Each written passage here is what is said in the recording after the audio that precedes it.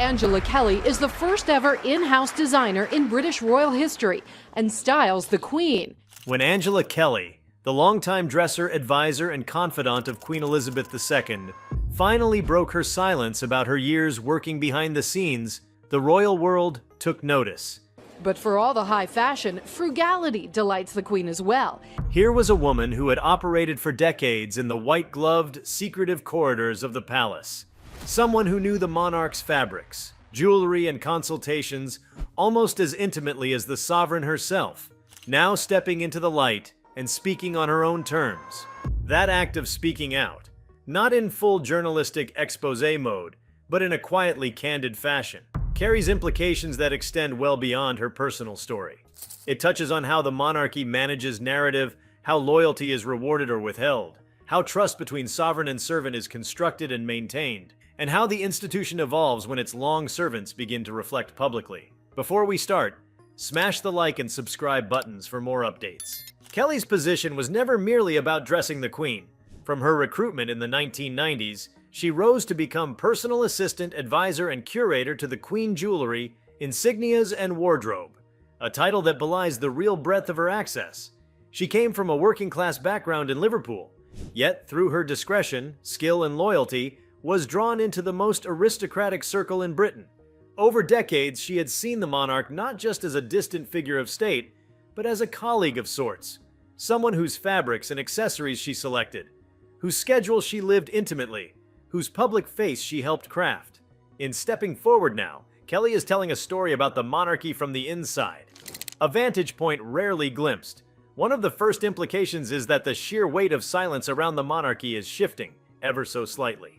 The British royal household has long operated under a cloak of protocol, tradition, and discretion. Those who serve within its walls keep confidences. The world watches the public gestures. When someone so close to the late Queen speaks out, even partially, it signals that the old culture of invisibility might be loosening. For the monarchy, this presents both opportunity and risk. Opportunity because a well-handled insider voice adds authenticity, a human face to a historically stiff institution. Risk because the very nature of insider meaning can also bring scrutiny, nuance, unintended consequences. Kelly's disclosure is not about a scandal. It is about memory, relationship, and the lived reality of serving the Queen. That kind of narrative adds texture to the public understanding of how the monarchy functions.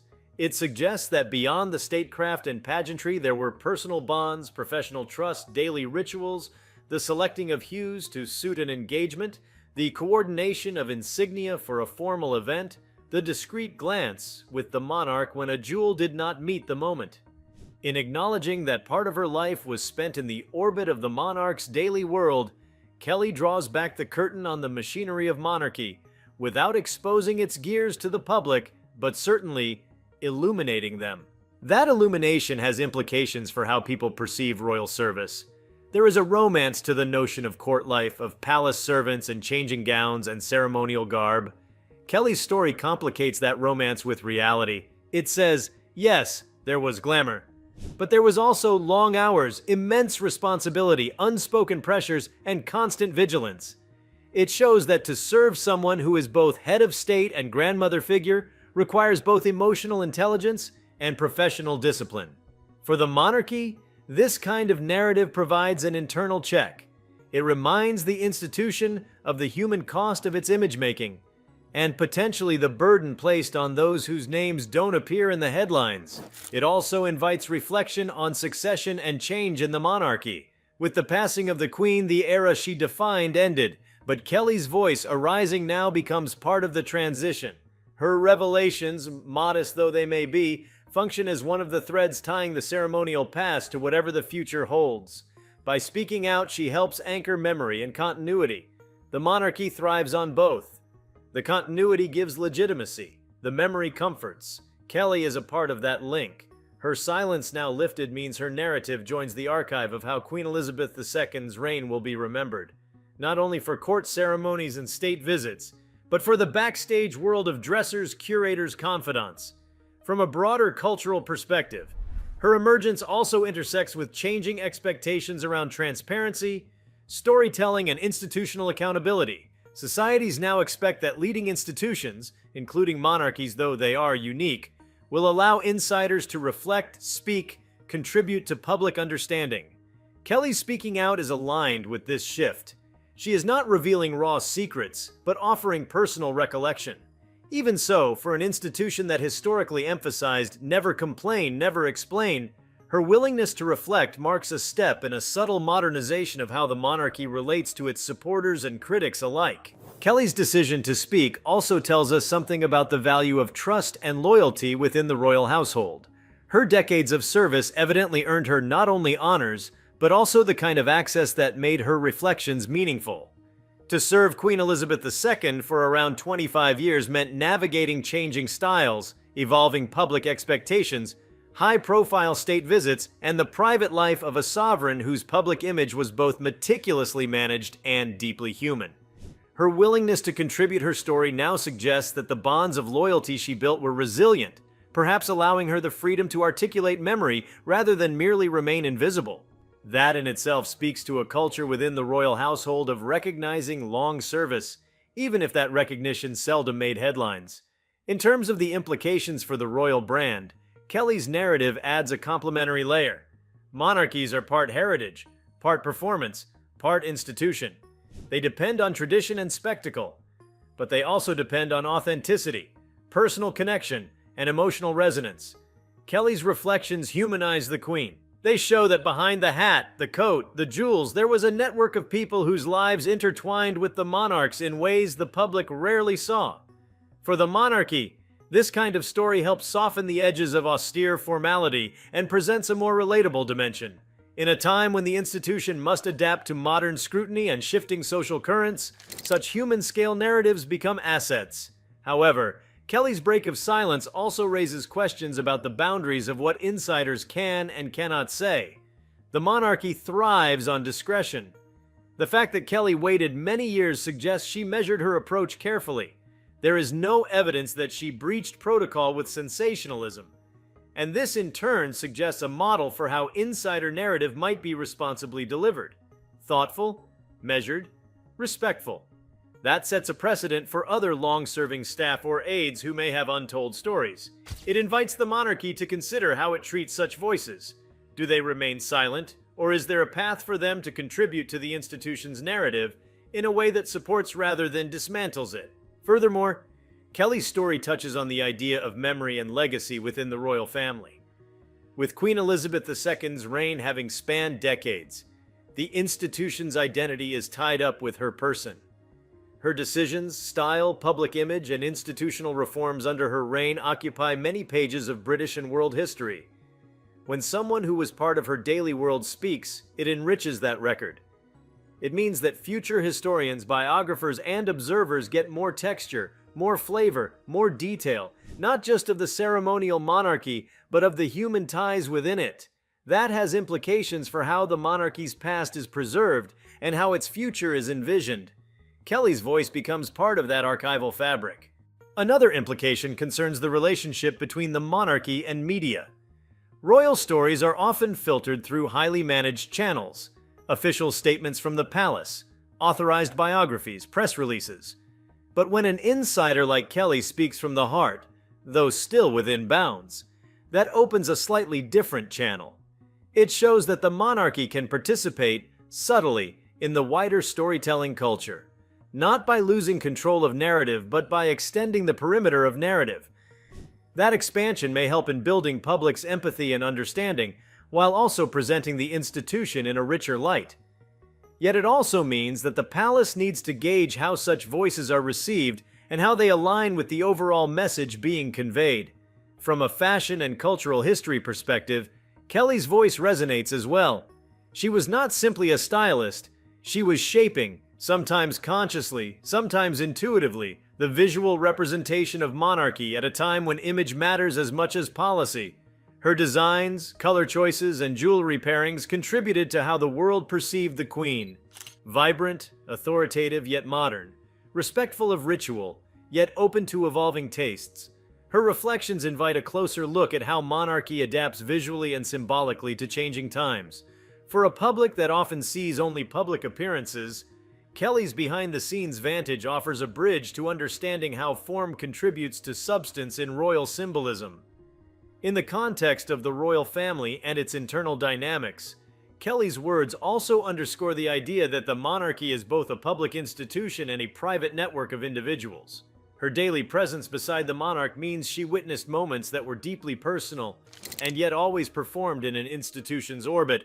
That dual nature, personal and institutional, has implications for how we understand roles within the palace, the people who serve, the people who advise, the people who shape the look and feel of monarchy. Kelly's emergence reminds us that the monarchy's human infrastructure is vast and complex, and that those at its core may have stories worth listening to. There is also an implication for power and agency.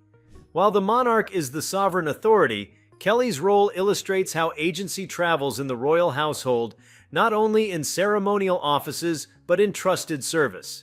The dresser who selects the fabric, the assistant who arranges the insignia, the curator who manages jewels, these roles may not be public offices with headlines, but they are generative of the public image of monarchy.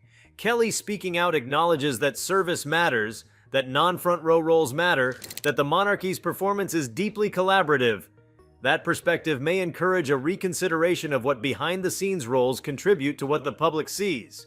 In turn, that has implication for how the royal family might value and support staff, now and in the future. When one considers the timing of Kelly's decision to speak, the implications become wider. With Queen Elizabeth II gone, the institution is in a period of transition. Leadership is passed to King Charles III. The generational change is underway, and the monarchy's place in the modern world is under more scrutiny than ever. Kelly's voice, arriving in this window, helps anchor the past while offering subtle reflection on the transition. It offers a kind of continuity, the memory of the Queen's reign as seen through one who witnessed it intimately. That anchor is helpful to an institution that thrives both on reverence for history and the capacity to evolve. Kelly's narrative offers a soft bridge between the decades of the Queen's reign and whatever contours the monarchy's future takes. From an emotional human viewpoint, Kelly's emergence reminds us that within the highest offices of state, personal relationships matter deeply. The bond between dresser and sovereign may appear trivial to some, but it was real, built over decades, tested by the requirements of a monarch's public life, enriched by mutual respect. When Kelly breaks her silence, in effect she honors that bond and acknowledges it publicly.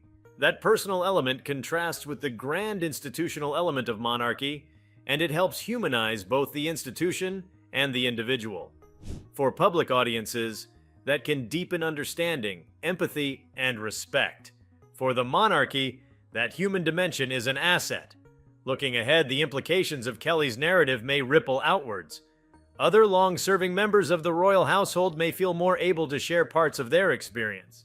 Historians and biographers may draw on Kelly's revelations to build more nuanced accounts. The royal family may review how it incorporates staff narratives into its broader storytelling framework. The palace may also reflect on how it honors those who serve behind the scenes, not just with medals and titles, but with voice, memory, and recognition. In sum, Angela Kelly's decision to finally break her silence is much more than a personal milestone.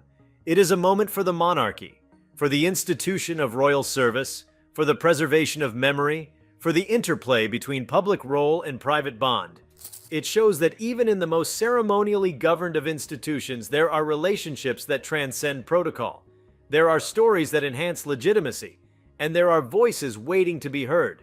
The monarchy listens when those voices emerge, and the implications of such an emergence ripple far beyond the halls of royalty. Angela Kelly's decision to step into the public eye after years of silence not only redefines her own narrative, but also underscores a fundamental shift in how the monarchy interacts with the people who have devoted their lives to serving it. Her voice adds a dimension that has often been absent from the official record: the quiet, enduring humanity behind the grandeur. As she continues to share fragments of her experience, her perspective challenges the traditional hierarchy that keeps service and authority in separate realms. By speaking from her position as both insider and outsider, Kelly brings the royal household into dialogue with the modern expectation of authenticity. For decades, she had been a ghost presence in public consciousness, Seen in the background of photographs, referenced in acknowledgments, occasionally mentioned in press reports, but rarely heard directly, her emergence transforms that invisibility into a form of power. It illustrates how silence, once broken, can reshape how history is written.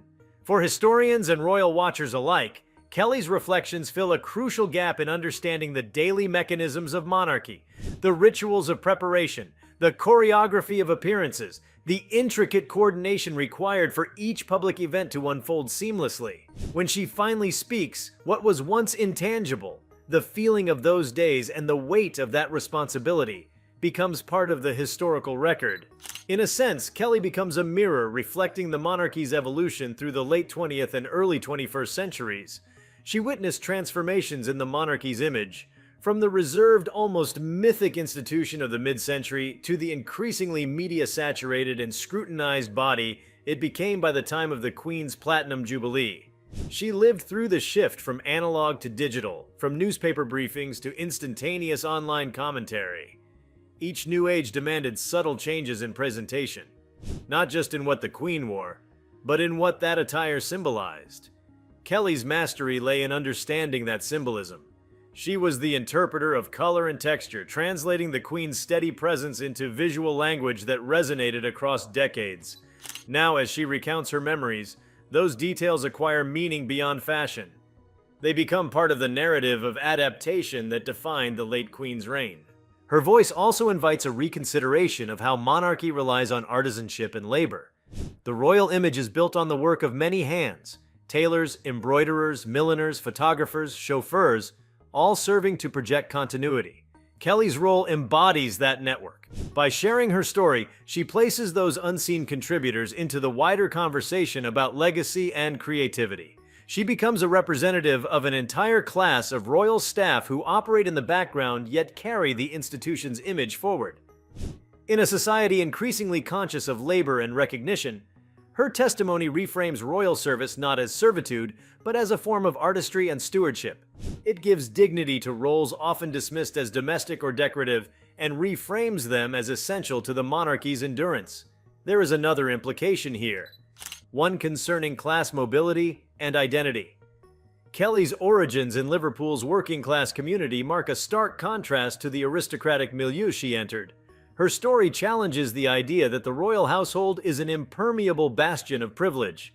Within the palace walls, talent, discipline, and loyalty created a meritocratic niche that allowed someone like Kelly to rise. By speaking openly, she becomes a living example of that paradox, an emblem of both British hierarchy and its capacity for subtle permeability. Her ascent mirrors the late Queen's own understanding that the monarchy must, at least symbolically, reflect the nation it represents. Kelly's journey thus becomes an allegory for the inclusivity that the monarchy often claims but rarely demonstrates so vividly. The timing of Kelly's reflections is particularly significant. Britain stands at a crossroads between nostalgia and change. With the Queen gone and a new monarch shaping his own vision, voices like Kelly's help preserve a sense of continuity without stagnation. She embodies the bridge between eras, a link between the meticulously ordered routines of Elizabeth II's household and the evolving dynamics of King Charles's court. Her narrative reminds audiences that institutions are not merely buildings or titles, they are ecosystems of people whose relationships sustain the whole. Every recollection she shares becomes part of that ecosystem's public understanding. Kelly's decision to speak also has implications for how we interpret emotional labor within royal service.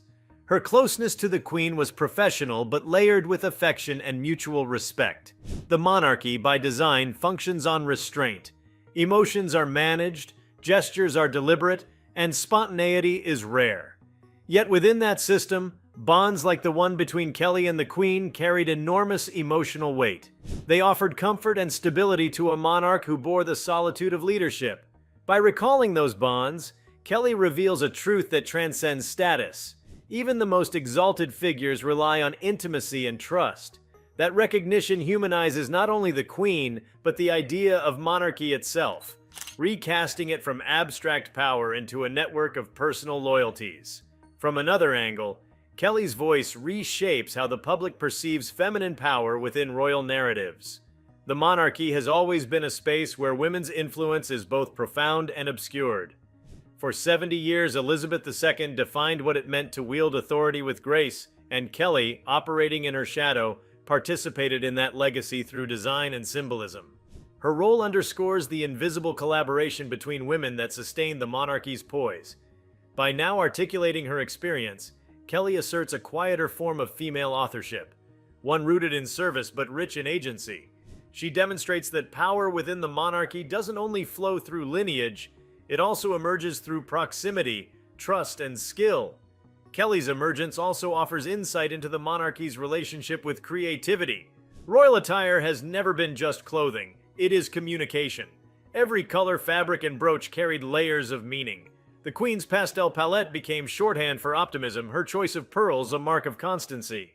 Kelly was one of the few who understood that visual diplomacy.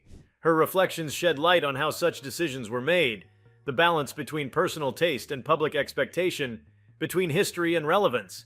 This understanding reinforces the monarchy's ongoing function as a living pageant, one that uses aesthetics to narrate identity. Through her story, we see the palace not as a relic of frozen ceremony, but as a studio, where image and meaning are continuously crafted. Her decision to speak also touches on the evolution of narrative control within the royal family. For generations, royal history was curated through official channels. Authorized biographies, court circulars, ceremonial broadcasts. Kelly's own storytelling operates differently. It is personal, partial, subjective, yet it feels more authentic precisely because it is unmediated by officialdom. That shift reflects a broader societal change in how people consume information. Audiences today favor first-hand accounts, intimacy, and relatability. The monarchy's survival in the public imagination may increasingly depend on its ability to allow such voices to coexist with official messaging. Kelly's candor, therefore, becomes a test case for how far the institution is willing to loosen its grip on narrative control while maintaining dignity. In a global context, her revelations also resonate beyond Britain. Monarchies across Europe face questions about relevance, cost, and symbolism. The stories of those who serve close to sovereigns help sustain the mythos of royalty, while making it intelligible to modern democracies. Kelly's reflections contribute to that continuity of fascination. They remind global audiences why monarchy endures, not because of untouchable grandeur, but because of its capacity to blend ceremony with humanity. Through her, the monarchy becomes a living theater of memory, open to interpretation yet bound by respect. Her story also invites reflection on aging, legacy, and belonging.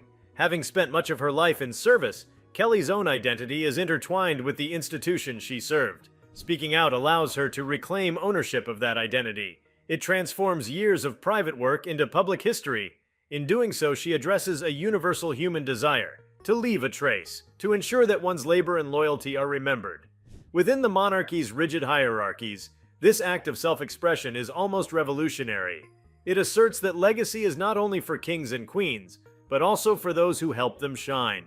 The cultural impact of her story also lies in its narrative tone, not bitter, not sensational, but reflective and measured. That tone matters. It ensures that the monarchy's mystique remains intact while still allowing humanity to emerge. It demonstrates that transparency need not equal disloyalty. By handling her story with dignity, Kelly proves that honesty can coexist with reverence. This balance may inspire a new generation of royal chroniclers and staff members to find similar courage, crafting accounts that preserve integrity while deepening understanding. Moreover, Kelly's emergence may prompt the royal institution to reconsider how it manages transitions of memory. When a reign ends, the palace typically moves swiftly to reorient around the new sovereign. The narratives of former reigns risk being archived too neatly. Kelly's voice interrupts that tendency. She reopens the conversation about continuity, the idea that memory must be actively tended, not sealed away.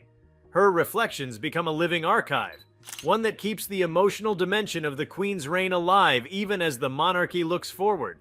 Her choice also underscores the moral weight of discretion. She waited years to speak, ensuring her account would be perceived not as opportunism, but as respect. That patience exemplifies the ethos that defined her career. Loyalty without self-erasure. It is a rare equilibrium, to be truthful yet protective, visible yet honorable. By maintaining that balance, Kelly demonstrates a kind of ethical craftsmanship parallel to her sartorial one. She shows that telling one's truth within an institution of silence requires both courage and restraint. Another important aspect concerns public memory. The monarchy thrives on ritualized remembrance. Jubilees, anniversaries, commemorations. Kelly's recollections add another layer to that collective memory. They invite ordinary people to connect with the monarchy through shared emotion rather than distant reverence. In listening to her experiences, audiences see reflections of devotion, hard work, friendship, and loss. Themes that transcend class or nation. This democratization of royal memory may subtly redefine how the monarchy functions in the national imagination, less as an abstract symbol and more as a repository of relatable human stories. Her decision also interacts with Britain's ongoing negotiation of identity. As the nation grapples with post-imperial reality, shifting demographics, and evolving social values, symbols of continuity like the monarchy carry both weight and challenge. Kelly's story repositions the monarchy not as an unchanging relic, but as an organism capable of empathy. Through her eyes, the royal family appears not only as custodians of heritage, but as participants in a shared national story. Her reflections, though personal, resonate as cultural testimony, a reminder that institutions survive not through rigidity, but through their capacity to inspire feeling. From a psychological perspective, Kelly's speaking out represents release. Years of discretion can become a kind of emotional discipline, a containment of self for the sake of duty. By giving voice to her memories, she allows that discipline to soften into reflection. It becomes an act of self-reconciliation, of making peace with the passage of time. For those who have spent their lives in service, this process is essential to translate duty into meaning. Kelly's narrative achieves that transformation, turning decades of quiet labor into a legacy that others can understand. The implications extend even to fashion scholarship and museum culture. As curator of the Queen's wardrobe, Kelly oversaw garments that now form part of Britain's material heritage. Her insights contextualize those artifacts, how they were chosen, maintained, and imbued with significance. Museums and historians will benefit from her perspective, using it to interpret exhibitions and educational materials. Through her words, dresses and hats become more than costume. They become symbols of an era's diplomacy, craftsmanship, and restraint. Her decision also raises subtle questions about gendered labor in heritage institutions. The majority of behind-the-scenes roles in royal households have historically been filled by women, yet their contributions often go undocumented. By narrating her story, Kelly implicitly demands recognition for that invisible workforce. She elevates domestic labor to the level of cultural authorship, showing that maintaining image and order is as critical to monarchy as any act of governance. That recognition may influence how historians and commentators treat similar roles in future, as integral to the functioning of national identity rather than ancillary to it. The emotional resonance of her story lies in its universality. Beneath the titles and the ceremonial language, Kelly's experience speaks to devotion, identity, and the passage of time, themes that connect all lives. She embodies the paradox of service, to dedicate oneself to something greater, to find dignity in anonymity, and yet to yearn for acknowledgement. When she steps forward, she closes that circle. The silence that once defined her career gives way to articulation, not of gossip or grievance, but of gratitude and self-recognition. It is an act of quiet empowerment, echoing far beyond the palace walls.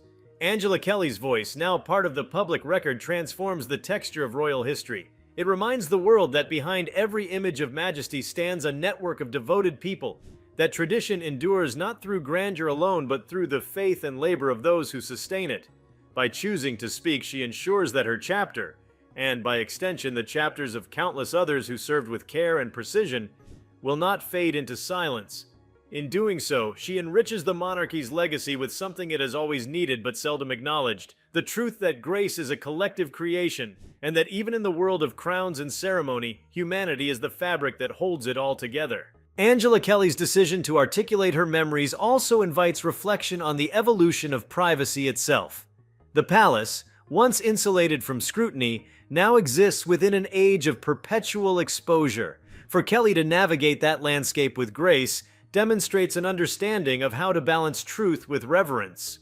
Her story becomes a model for how heritage can be preserved without surrendering to sensationalism.